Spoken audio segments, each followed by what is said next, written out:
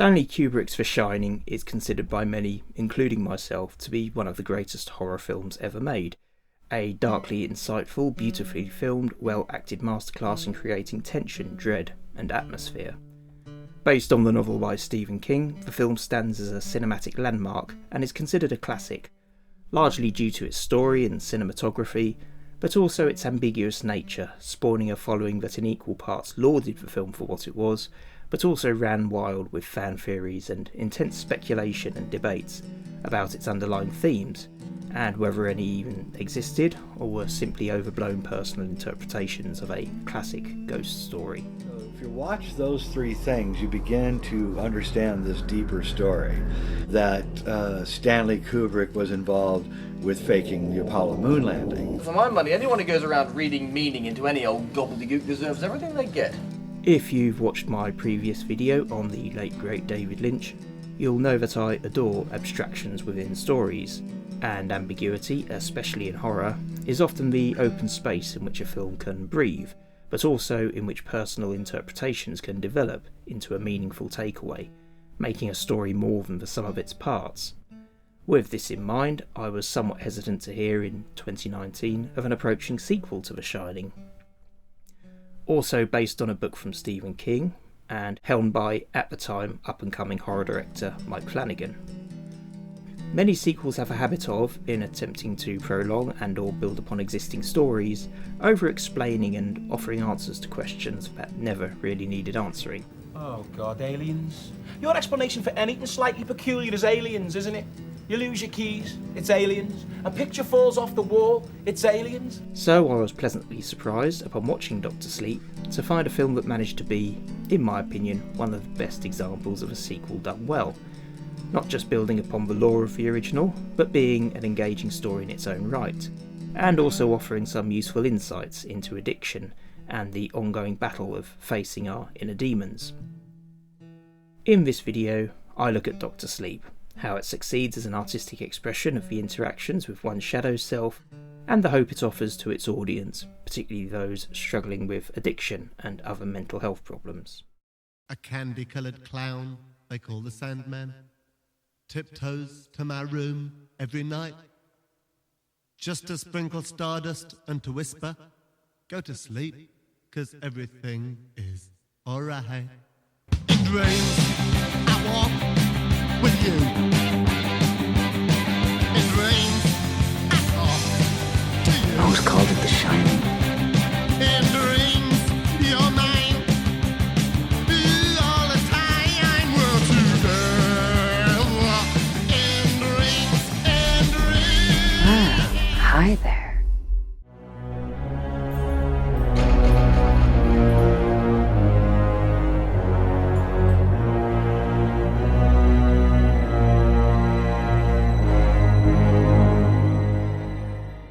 It is no secret that Stephen King was not a fan of Kubrick's adaptation of The Shining, and among other issues disliked the fact that the film played down the character arc of Jack Torrance.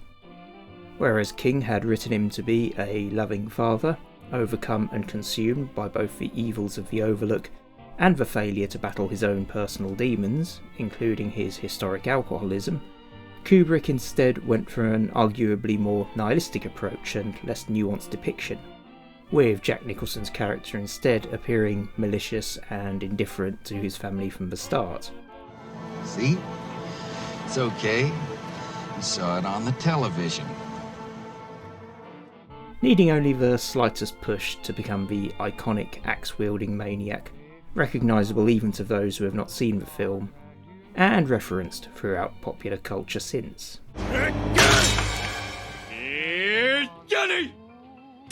Even as a fan of Kubrick's film, I can completely understand King's feelings at the time. As someone who was battling addiction at the time of writing, he obviously put a great deal of insight into a story that was deeply personal to him, and any adaptation, no matter how well made, if it pulled the focus away from that story, would be potentially upsetting to its author. It's analogous to remaking 12 Angry Men as a John Grisham-esque legal thriller, with less of a focus on the human factors that made the original so meaningful and impactful. It could still be a great film in its own right, but the loss of such a central theme would no doubt be seen by many as insulting to the original source material. Well? Say something!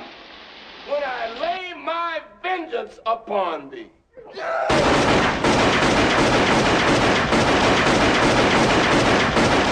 King had, however, come to some peace with this over the years, having seen many of his works adapted with varying levels of success. I want to tell you about a movie called Maximum Overdrive, which is the first one I've directed. And I finally decided if you want something done right, you ought to do it yourself. And you know something? I sort of enjoyed it. No more drugs for that man. And he was even able to offer advice to author Max Brooks on dealing with the lack of creative control over his art, with Brooks's World War Z, a modern cult classic that should, in my humble opinion, have been turned into an epic mockumentary horror series, think Stakeland crossed with The World at War, instead being turned into a Hollywood popcorn action flick, featuring such implausibilities as Red Bull-infused zombie hordes and IDF soldiers firing their weapons in self-defense. And we do what we can. These are the Jerusalem Salvation Gates. You're letting people in. Every human being we save is one less zombie to fight. Bullshit!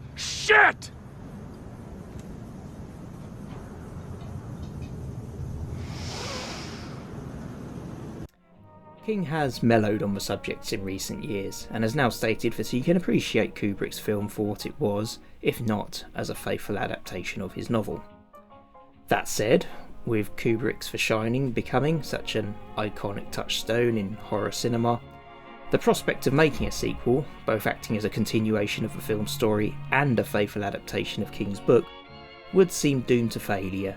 So what did Flanagan's Dr. Sleep bring to the table? And why, at least in my opinion, was the film a triumph? You're exactly where you should be. Exactly.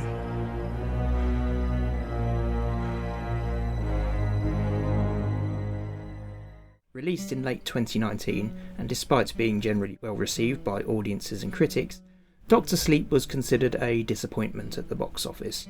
With takings of around 72 million, it only brought in an approximate 20 million over its production budget. 20 million sounds like a lot to me. LODSOVEMONE. What's they spell? Loads of money! But when compared to 2017's release of Stephen King's It, which brought in 704 million on a budget of 40 million, you can see why studio executives might have had higher expectations.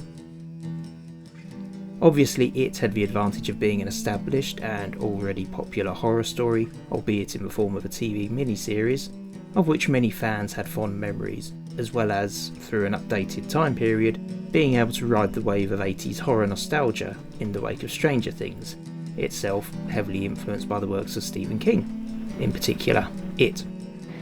God, a person could go crazy thinking about this.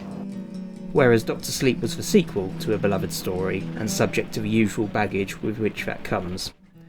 The film sits at a critical and audience score of 78 and 89% respectively on Rotten Tomatoes at time of writing, and has been praised by Stephen King, even if some of the elements that overtly call back to Kubrick's film were not featured in the original novel. The movie has its critics, and reasons vary. Some cite a general dislike of Mike Flanagan's directing style, which is a subjective criticism that I personally disagree with. King's literary work is often infused with an earthy and underplayed atmosphere, for which Flanagan would appear to be the perfect choice for an adaptation.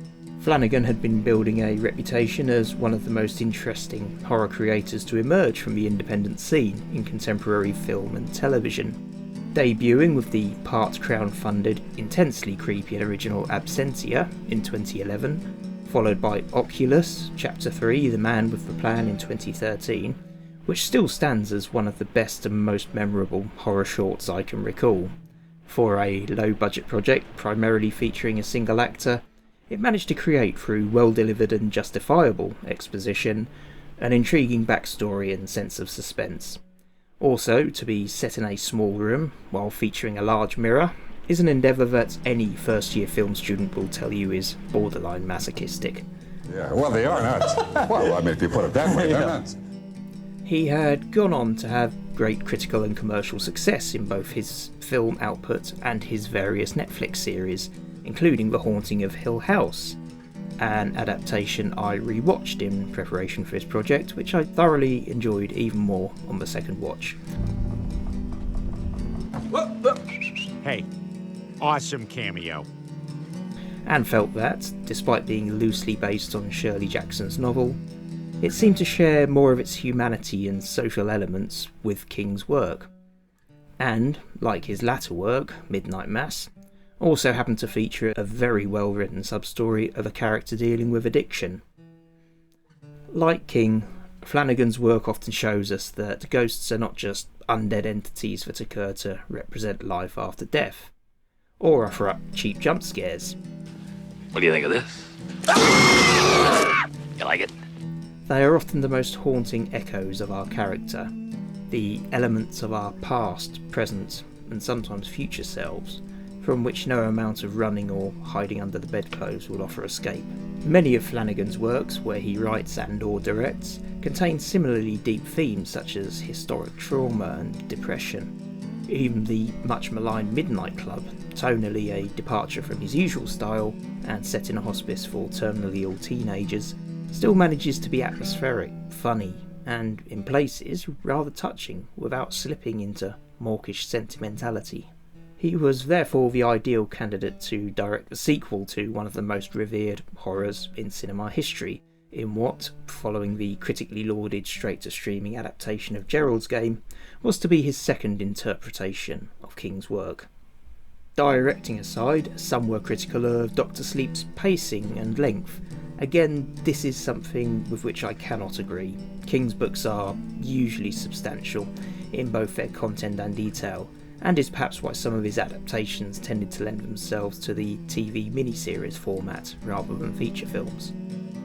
Dr. Sleep does clock in at a substantial runtime, even before taking the director's cut into account, but at no point did the film feel bloated, and it kept my attention throughout. A trait of King's literary work has always been in-depth characterisation and complex narratives, which is much easier to do in a 500-page book than in a 2-hour film, and adaptations in general often have to cut scenes, side plots, or sometimes entire characters. The kind of world building that occurs in, for example, a book like The Tommyknockers, such as a minor female character enjoying a joyless masturbation session in a hotel, before being unceremoniously killed when within the inner radius of the main plot, is the kind of thing you can get away with in a novel, but would add a substantial running length, budget increases. Dude, this stuff like crazy. I was feeling so good about my ability to do this, and I screwed it up. And even pacing issues in a film, or even a miniseries, and their removal is often necessary. But the measure of success in moving a story from the page to the screen is whether such a mission can be accomplished while still retaining the holy trinity of a coherent plot, the overarching themes of said plot, as well as providing fleshed out characters that an audience will find engaging. In this regard, Dr. Sleep gets the balance just right. No scenes or characters appeared to me to be superfluous. It could be argued, for example, that the cinema scene in which Rose recruits Snakebite Andy could have been removed for the sake of progressing the story, with her powers established in later scenes. However, this scene is also the gateway into understanding the dynamic and sense of community that the story's antagonists share, making them more interesting and engaging than most horror villains, despite being manifestly evil. There are many examples of these scenes that, in the hands of an over-enthusiastic editor or even an artistically illiterate meddling producer, might have been cut for the sake of pacing, but which I feel are justified in their existence in building both the story and the world in which it takes place. My initial apprehension about the mystery behind The Shining potentially being spoilt through over-contextualising and explaining things that needed no explanation also ended up being unjustified. Though the story introduces a new element in the form of the True Knot, a travelling family of energy vampires, and their primary food source is the shining ability of others, it makes no half-assed attempts to create some origin story for either the shining ability or the story's antagonists. The baseball boy shined. His name was Bradley Trevor. These people. Over 20,000. Even Master Yoda doesn't have a midichlorian count that high. Instead, being satisfied that these supernatural elements simply exist in the same universe, as happens a lot in King's work. This lack of screen time being dedicated to over-explanation allows for a more interesting and important subtext to emerge about the frailty of the human condition and the difficulty so many have in overcoming it. Running away from yourself, as a pickle. You take yourself with you wherever you go. Ain't that a bitch? Substance addiction is something that has been the subject of many books, films and television series, sometimes as the central subject matter, or through contextual or subtextual reference.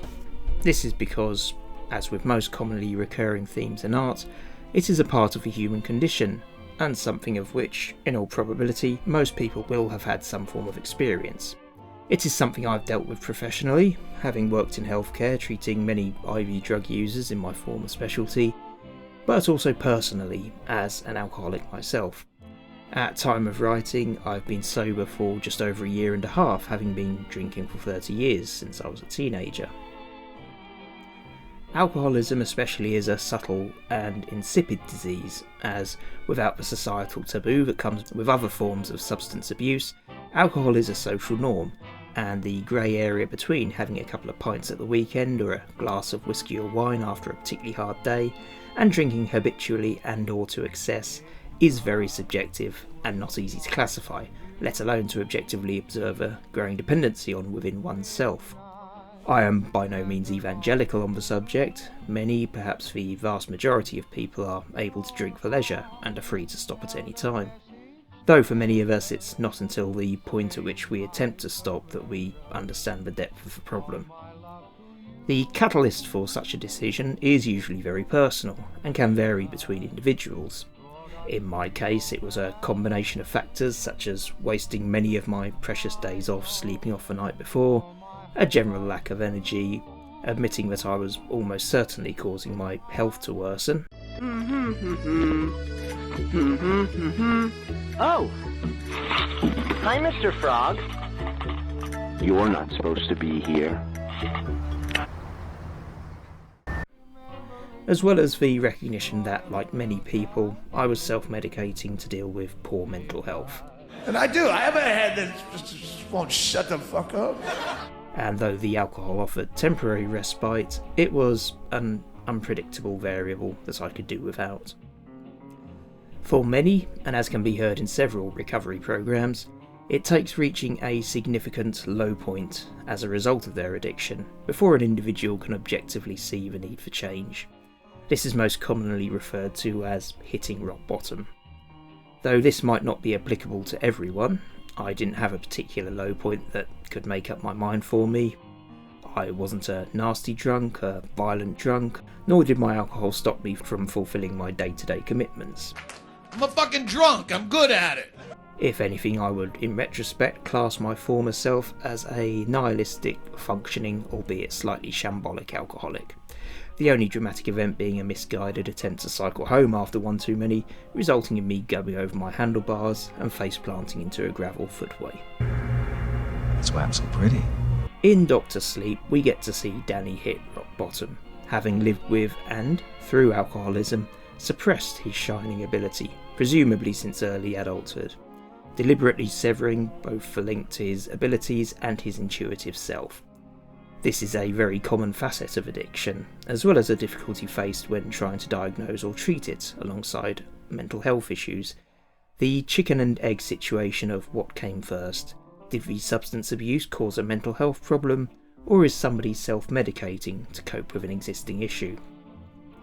This is something that, at least in my experience, is often misdiagnosed and leads to a form of victim blaming when treating addicts.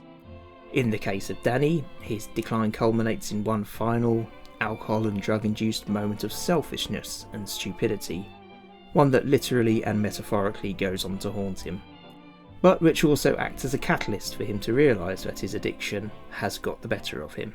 At this point in the story, he meets Billy Freeman. I fucking love that guy! Himself a recovering addict, and who now dedicates his life to helping others. The path to recovery is difficult, and finding understanding allies along that path is immensely helpful. I was very lucky in this respect, both in finding solidarity through social media and through talking about it openly with friends, sometimes acting as a catalyst or starting point for a discussion about their own experiences. Freeman also embodies the recovery concept of paying it forward, offering help and support to people in need of the help you yourself received when you needed it most. This theme is also subtextually present in Danny's relationship with Dick Halloran, who is established as a mentor figure to Danny throughout his life, then with Abra, in which Danny then assumes that role in a Joseph Campbell-esque progression of both the story and his own personal journey. Never strike you funny how I showed up when I did, when you needed me? Someone did that for me too. And someday, Danny Torrance, you'll teach someone else. In Dr. Sleep, Danny finds support through Billy and his support group, and it's here that we can see King and Flanagan trying to put right what Kubrick arguably undid in his adaptation of The Shining, making Jack Torrance human. He also stood in a room like this once, wanting to get well for me and my mom. And he held a chip in his hand, and that chip said 5 months. Well, on that day, all he wanted in the world was to stand where I'm standing now. Again, I adore Kubrick's film, and Nicholson's performance as Jack arguably makes him one of the greatest and most compelling horror villains ever put to film.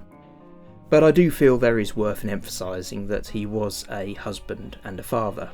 That, as is so often the case in life, real horror often comes wrapped in mundane packages, and we all have to live with the knowledge that a true monster may never be that far away, be it in those around us or even within ourselves. Daddy tried to kill me. It wasn't all him, you gotta know. That place fed his dark like it fed on your light. And he had some light in him too. Just like you got some dark.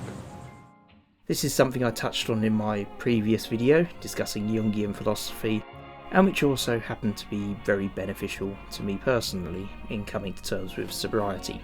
Dr. Sleep is a phenomenal achievement, a well-made film that manages to be an interesting and engaging horror, but also, like so many of the best pieces of art, an insight into what makes us human, good and bad. So, what lessons can we take away from it? But I didn't shine like you. Nobody shines like you. What is it to truly shine? The world or our lives can often force us into mental retreat, to suppress our intuitive selves for the sake of staying sane, and substance abuse is perhaps the most obvious example of this. We seek escapism in any form, often at the expense of being truly present in the moment. The issue is that, as Billy states to Danny when they first meet, You're running away from something? I'm running away from myself, I guess. Running away from yourself. There's a pickle. it is only when we stop running that we can start to really know ourselves, to look dispassionately at the world through a steady lens. One of my biggest fears in giving up drinking was a lack of creativity. Everything I've ever written, from very amateurish short horror stories to speeches to my dissertation, was written with the assistance of alcohol. I was very much inclined to, as Ernest Hemingway once said, write drunk, edit sober. Alcohol acted as a lubricant, stopping me from overthinking and so allowing the words to flow more freely. Similarly, I feared a lack of sociability. I always enjoyed myself and felt more relaxed around people after a few drinks, again with alcohol acting as a remover of inhibitions. Doug, you have a serious problem, and you make jokes about it, that's how you deal with it, but I've been in the program for a long time. If you ever want someone to talk to, but don't quit tonight, though. We have tickets for the late show. But, we've seen you sober. It's a stuttering, awkward wreck with no self-confidence. In both these cases, I viewed alcohol as an integral part of my life and of my character, and it would be disingenuous to admit there was not some truth to that. What I would say to anyone considering a sober life is that these parts of your addicted personality don't come from nowhere. Whatever elements of yourself you fear losing, they are still there. I won't lie to you about the likelihood that it might take time and effort to get these back in some form. In my case, it took me just over a year, but when they came, I then had a lot more control. From a writing standpoint, at the point of writing this paragraph, I was sitting typing on my laptop in the middle of the day on a weekend. Prior to quitting, even if I was awake at that point, I'd still be shuffling around fairly numb-headed, waiting for a socially acceptable time to start drinking again, so I could feel even vaguely human, and have even a hope of starting, let alone completing work on a long-form video project. The social aspect too comes back. In my early months of quitting, I attended a gig at a pub where one of my favourite local bands was performing, but had to leave after an hour, as I felt both very socially anxious and overwhelmingly tempted to have a drink. Now, I can very comfortably sit in a pub or at a dinner, surrounded by people enjoying their drinks, and have a great time. I even recently danced sober at an event, which is something I've never done. Don't worry, I don't think any videos exist of that, and even if it did, I'd like to think that YouTube's acceptable terms of use probably has a clause against middle-aged man dancing. Or if it doesn't, it probably should. Part of overcoming this, at least in my experience, is acknowledging that maybe you are a different person, that the other version of you is not entirely coming back. But this is not as pessimistic as it sounds. Our entire lives are a melting pot of our respective experiences, our interactions, the good and the bad life choices and memories that continually shape our character. And that new version of you has a hell of a lot more potential. If, like me, you come to the realisation, after the initial cravings have died down, that you have, in all likelihood, been self-medicating for underlying mental health issues, this can make things harder. Seek help if needed, but also understand that these issues are much easier to deal with when you don't have that additional variable of your stability being dictated by an addiction to worry about. Also, I would advise, find your Billy Freeman. There's an abundance of help out there, much of it from people who are or have been going through exactly what you are now. Especially in an age of social media, there are online support groups filled with people with whom you can share your experiences, talk to if you are struggling, and can help keep you on track. Or there may be face-to-face meetings in your area. In any case, just don't go it alone. That being said, there are a couple of points where I would urge caution. Firstly, and this is a rule for all social media interactions, do not compare yourself to others. You may in support groups see photos of beautiful people dancing on a beach, telling you how happy they are that they are 2 months clean and living a great life. Good for them, and by all means show your love and your support for their accomplishments, but do not feel that it reflects negatively on you if you are further down the path and still not there yet. We are all individuals. I'm not. And our journeys can vary in length. There may even be people out there listening to me talk about how I'm in a much better place a year and a half later. Take off! Who are years into recovery and still not at this stage. Don't worry about it. You've made it this far, you will get there. The other point about support groups in general is to ensure that the group is right for you.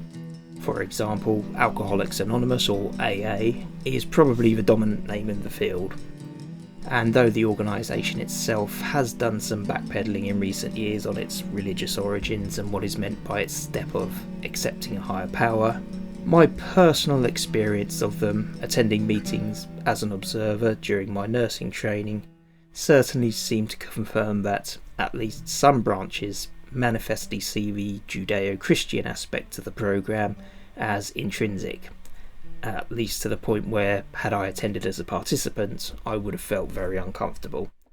I found it analogous to those characters who show up to disaster or poverty-hit parts of the world, yes, with food and aid, but also with a crate load of religious texts and an agenda to take advantage of people at the lowest point in their lives in order to inculcate them into a religion.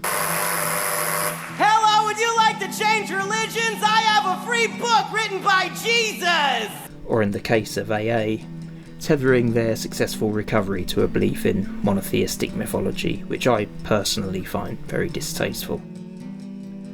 This may not be true of all branches, and I mean absolutely no disrespect to anyone who has found the organisation helpful, but I only say this to emphasise that the parts of the programme that work, the support structure, the networking, the group solidarity, are available from other groups, so there's no reason to be put off by this. Though their writings cover a variety of topics and reflections of the human experience, King and Flanagan's depictions of addiction, and the battle to overcome it, adds a consistent element of depth to their work that is relatable, well-informed, and, like so many of the best entries in the genre, transcends its subject matter, while remaining at its core a thoroughly enjoyable and mature horror.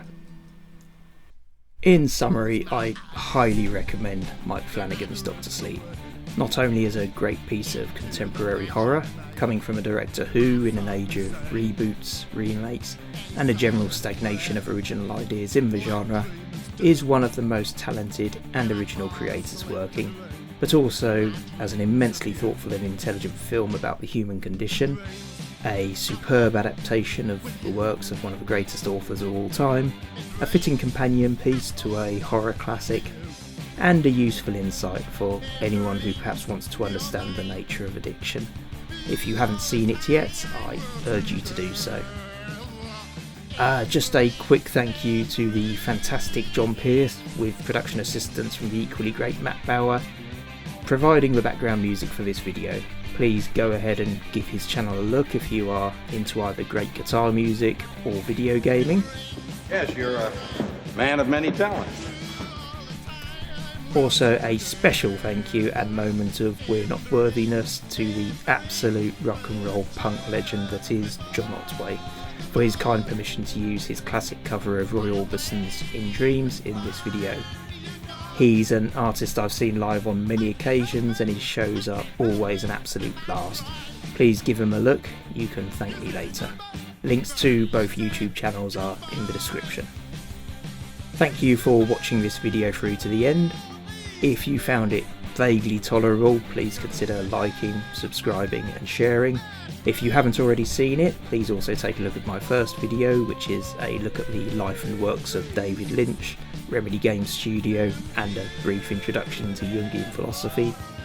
I'm obviously in the early days of creating a YouTube channel, but I am planning to make more videos like this, so any support you can offer is truly appreciated. Thank you.